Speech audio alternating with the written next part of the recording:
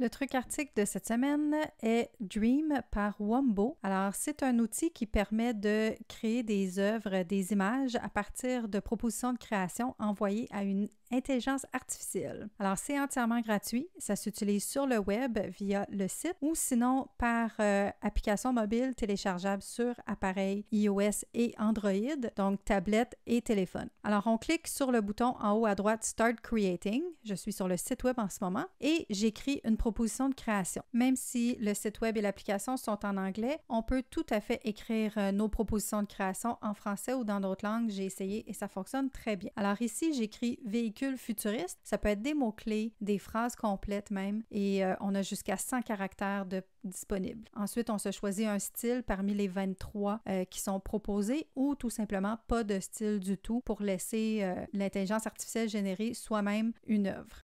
Donc, la création se fait quand même assez rapidement. On peut cliquer sur les petits dés pour recommencer la même proposition avec le même style. Une fois qu'on est satisfait, on peut nommer notre œuvre et la sauvegarder. Donc, par défaut, c'est déjà activé que la proposition de création fasse partie de l'image qui est générée. Je peux cliquer en haut à gauche sur la petite flèche pour retourner en arrière et recommencer complètement, soit en changeant de style, soit en changeant de proposition de création au complet ou en ajoutant des mots-clés. Alors ici, j'essaie différentes techniques, donc avec un vitrail ou un croquis de Leonardo da Vinci. Donc, ça fonctionne même avec des artistes. Ça va comprendre les créations en fonction des artistes. Ici, une sculpture de Yayoi Kusama. C'est pas super efficace avec les portraits, les visages de personnes et des animaux. Ça génère des choses quand même assez loufoques, mais c'est intéressant. C'est encore plus intéressant quand on choisit des émotions ou des sentiments, etc. Ça va vraiment trouver des trucs super intéressants au niveau des couleurs, des compositions, des objets qui vont être utilisés dans l'œuvre. Bref, on peut s'amuser des heures et des heures dans cette application-là. Il y a une petite différence avec la version mobile que je vous montre dans quelques instants. Alors, une fois rendu dans l'application mobile, j'ai le bouton en bas « Plus » pour créer et j'ai accès au même style que sur le site web. Mais ce qui est différent et ce qui est ajouté à la version mobile, c'est la possibilité d'ajouter une image de référence que l'intelligence artificielle va se servir, soit au niveau de la composition, soit au niveau de la texture, soit au niveau des formes, des couleurs. Donc,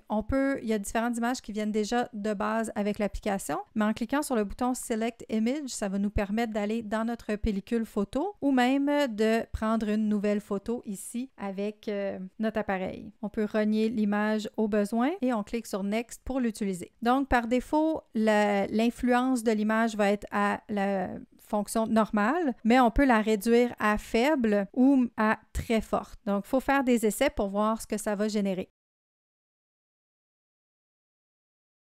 Alors, on voit bien sûr l'influence de la main et on dirait que le véhicule est en bas où j'ai ma tête dans l'image. Les élèves pourraient justement aller chercher des textures, donc aller prendre en photo des objets autour d'eux, même si les images qui sont générées par Dream ne sont pas ultra réalistes, ça pourra servir d'excellente base à vos élèves pour trouver des idées de composition, de texture, de forme, de couleurs qu'ils pourraient utiliser dans leur propre création. Donc, c'est intéressant de voir comment une intelligence artificielle peut interpréter nos paroles et nos pensées avec nos propositions de création et je suis certaine que vos élèves vont s'amuser longuement avec cette petite application gratuite et très accessible.